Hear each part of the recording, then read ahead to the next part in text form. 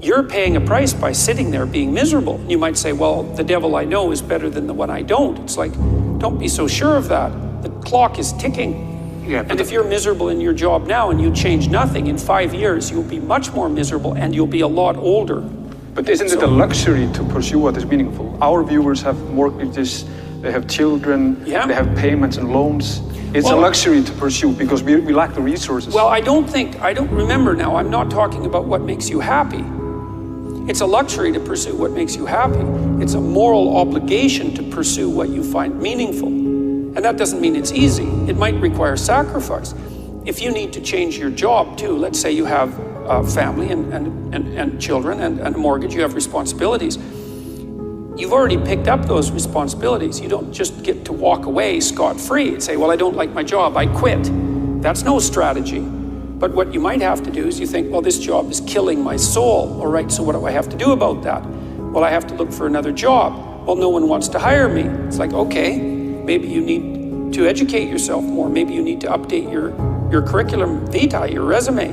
Maybe you need to overcome your fear of being interviewed.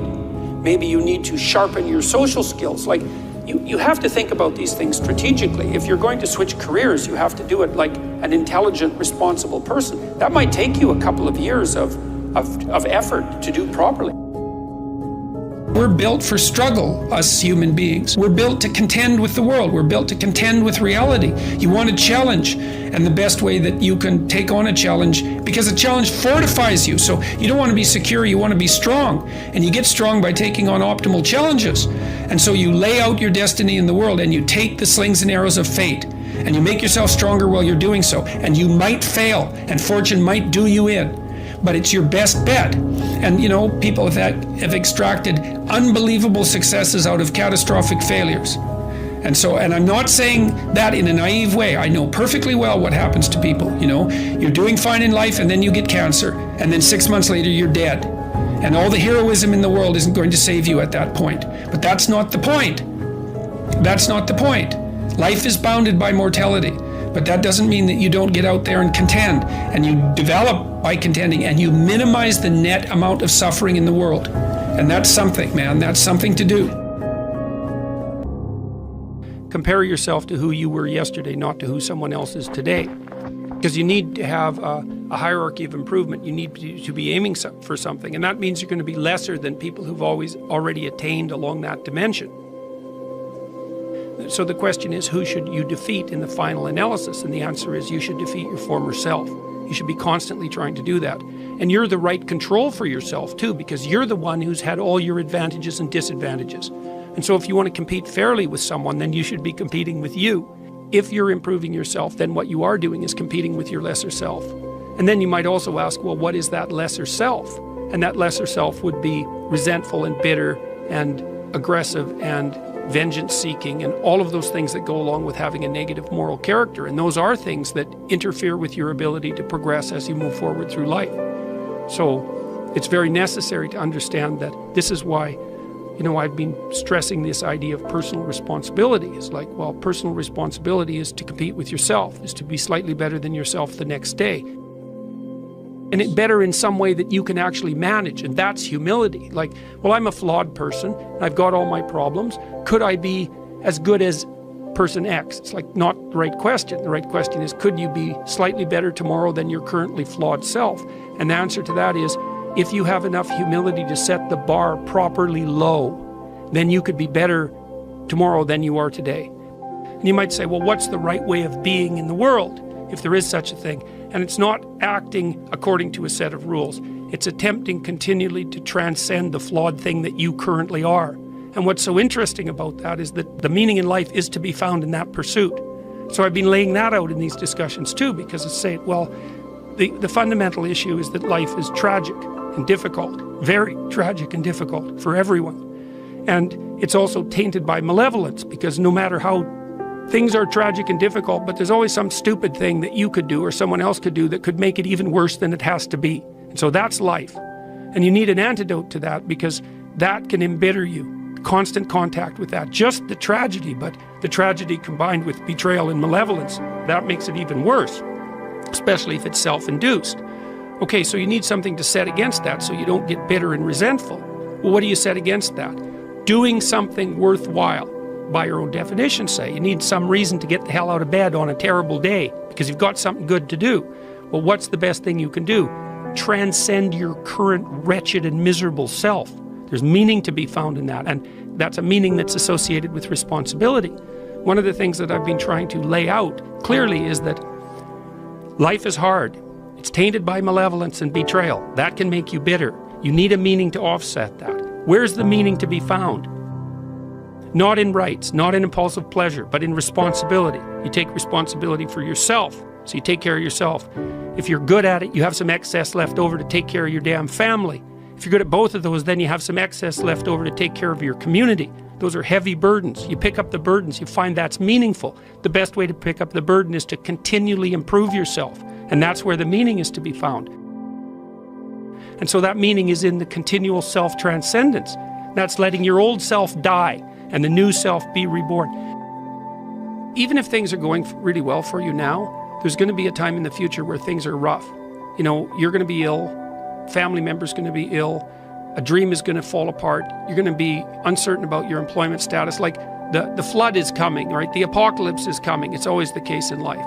And you have to be prepared for it. And the question is how to prepare for it. And the answer to that is to find a way of being that works even under the direst of circumstances. You've got the possibility to slowly raise yourself out of the mire.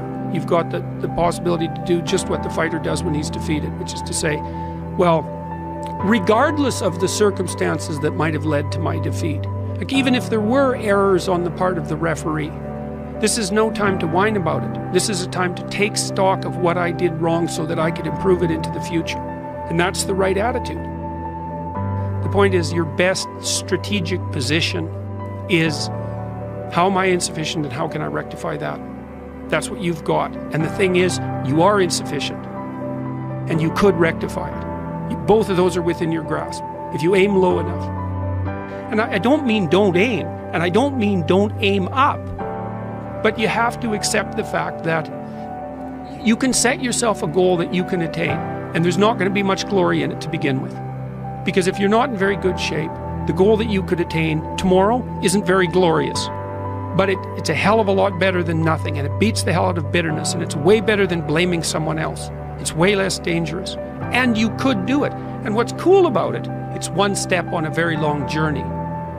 And it starts to compound on you. So a small step today puts you in a position to take a slightly bigger step the next day. And then that puts you in a position to take a slightly bigger step the next day. And you do that for 2 or 3 years, man, you're starting to stride. I don't know how many people have come and told me, it's so strange. They said, well, I started making my bed and that made all the difference. It's like, well, yeah, you decided to aim up, man. And the first concrete instantiation of that was that you made your bed. And you think, well, that's nothing heroic. It's like, no, but aiming up is heroic. That's something. And then lowering yourself to the point where you're not above the mess in your room. You know, you're not superordinate to that. You lower yourself so that you straighten up. You're grateful for what you have right in front of you, and you take care of it and you put it in order. It's like all of a sudden things start to get better. And one of the reasons that audiences are responding to what I've been saying in my lectures and what I've been writing about is that I don't tell people that they're okay the way they are. No, I say, no, you could be way more than you are. And they're relieved about that, you see, because if you're in a dark and terrible place and someone says you're okay the way you are, then you don't know what to do about that. It's like, no, I'm not. I'm having a terrible time and I'm hopeless. You're okay the way you are. Well, then what?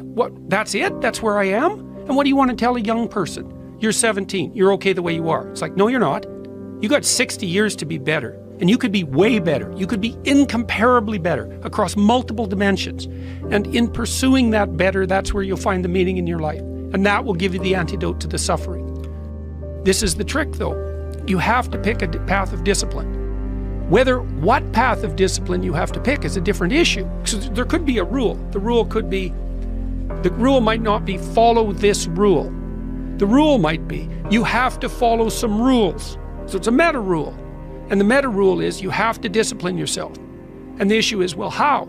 That's not really the relevant question. You can pick a disciplinary path. That's why I often tell my clients, especially young people, they say, well, I don't know what to do. It's like, that's okay. Nobody does. Go do something. Do the best thing that you can think of. put the best plan you have into practice. It's not going to be perfect, and it will change along the way. But it will change partly because you become disciplined pursuing the path. And as you become disciplined, you become wiser. And as you become wiser, you become able to formulate better and better plans. So you can start vaguely and confused and develop a plan that's not so great, and you start to implement it. And then you accrue incremental wisdom as you implement your flawed plan. And that enables you to fix the plan. And so that's part of that process of incremental self-improvement as well. Imagine you only have $100,000 to go buy a house. And so you go look at this house, and it's like, Jesus, this house, man, it's like it needs a lot of work. It's like, well, that's all you've got. Well, are you going to pretend that the house is okay the way it is? Or are you going to look for where it's rotten and where the plumbing doesn't work and where the stove doesn't work? You have to go and look and see where everything needs to be fixed. And that is harsh, man. And then in order to do that properly, someone has to have taught you, look, you aren't your problems. You're most fundamentally that which, if it confronts its problems, can solve them. And that's the hero myth in a nutshell, by the way. The hero is the person who confronts horrible, chaotic potential and tames it and makes something of it, right? That's the fundamental human story. But the problem is that you have to face what you don't want to face in order to fix it. So you look at all the things about yourself that need to be burned off, that need to be dispensed with. And that, man, especially at the beginning, especially if you're screwed up, that may be like 95% of you. It's not pleasant. But if you know that you're the thing that can transcend your problems, most fundamentally, if you know you're the thing that, if it faces the problems, can transcend them, then you have the faith that would enable you to take stock of who you are.